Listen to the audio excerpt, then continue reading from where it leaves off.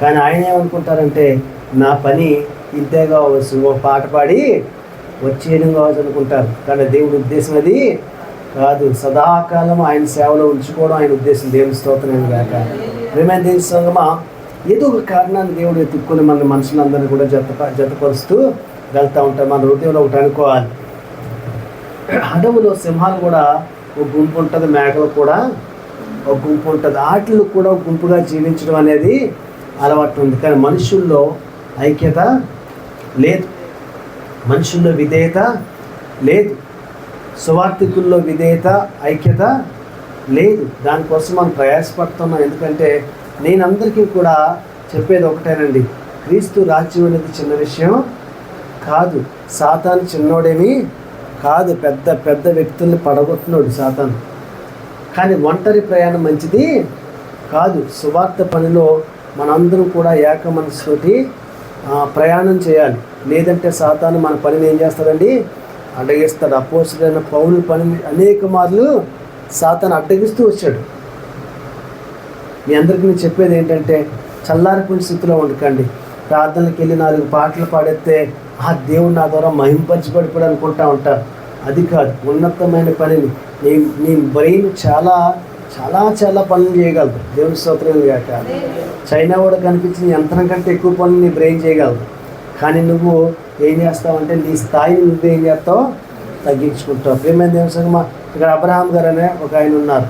ఇప్పుడు దాకా ఆయన చేసిన పని ఏంటి తెలుసండి, వెల్డింగ్ చేసి వచ్చారు. వెల్డింగ్ చాలా మనకు ప్రయాణానికి 5 నిమిషాల ముందు కూడా చాలా ఆర్ట్ వెల్డింగ్ పాలిష్ కొడుతూ ఉన్నారు ఆయన. ఉదయం నుంచి మొదలెట్టారు ఆయన. కానీ ఆ బాడీ సహకరించదు. కానీ మనసు ఏం చెప్తూ ఉంటుంది, దేవుని ప్రార్థన మిస్ అవుతానేమో. దేవుని స్తోత్రం గాక.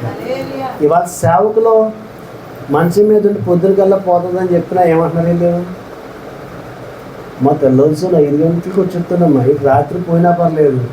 ఎన్ని గంటలకు వచ్చేస్తారంట, తెల్లవారుజామున వచ్చేస్తారంట. మనిషి ఎప్పుడు ఎక్కడ ఇబ్బంది పడుతూ ఉంది, అర్ధరాత్రి ఆపసోపాలు పడుతుంటే ప్రార్థించడానికి కూడా అక్కడికి వెళ్ళి ఏమన్నా నేను ఆపరేషన్ చేయాలా, ఏమవుతుంది.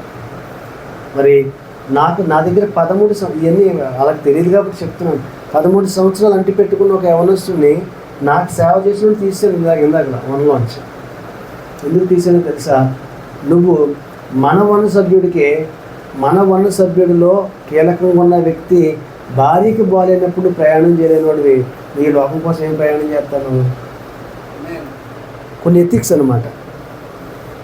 మన సభ్యుడికే, మనలో వ్యక్తికే బాగాలేనప్పుడు నువ్వు వెళ్ళలేనివాడివి లోకం కొరకు నువ్వు శ్రమపడడానికి ఇష్టపడతావా? లోకస్తుల కొరకు నువ్వు అప్పగించుకోగలవా?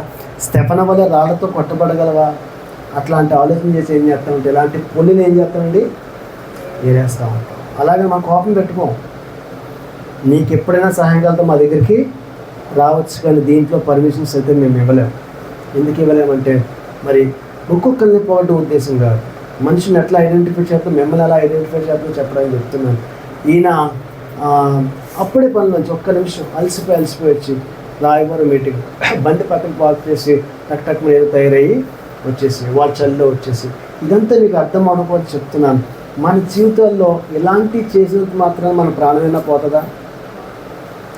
ఒక్క 2 గంటలు పడుకుంటే మళ్ళీ బాడీ సిద్ధపాటు అయిపోతుంది. దేవుని స్తోత్రం అంటారు. వీళ్ళ గురించి ఏమన్నాడంటే సుఖభోగులు అన్నాడు. సుఖభోగులు కూడా సువార్త ప్రకటించితే అవుద్దా? నీకు ఇంకో మాట అడుగుతాను ప్రియమైన దేవుని సంగమా. ఒక సంఘం